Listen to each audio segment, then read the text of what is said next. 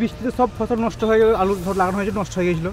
আবার এই প্রতিদিন কুয়াশাতে আলু গাছ কুমড়ে যাচ্ছে, হ্যাঁ, গাছের টোপা দাগ এসছে, এদিকে করে এই গাছ একটা ইনুপুরে নিয়ে এসেছি, গাছ ঝুমছে, হ্যাঁ, তা খরচ যা তো হওয়ার হয়ে গেছে, হ্যাঁ। এগুলো কি ওষুধ দিয়েও রাখা যাবে না? ওষুধ দিয়ে রাখা যাবে না, এটা প্রকৃতির মান না, ওষুধ দিয়েও রাখা যাবে না। এ তো যা অবস্থা, অকাল বৃষ্টিতে তো এক নষ্ট হয়েইছে, তার উপরে আবার এরকম যদি কুয়াশা হয়েই থাকে তাহলে তো টোপা টোপা এখন গাছে দাগ দেখা যাচ্ছে, তার মানে আরও ক্ষতির সম্মুখীন হতে হচ্ছে।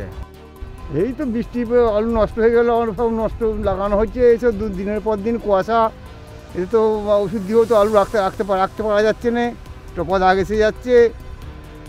এরকম পরিস্থিতিতে কীভাবে কী আলু চাষ হবো, কীভাবে করবো, লোন ফোন আছে, কীভাবে কী হবে কিছু ভেবে উঠতে পারছি না।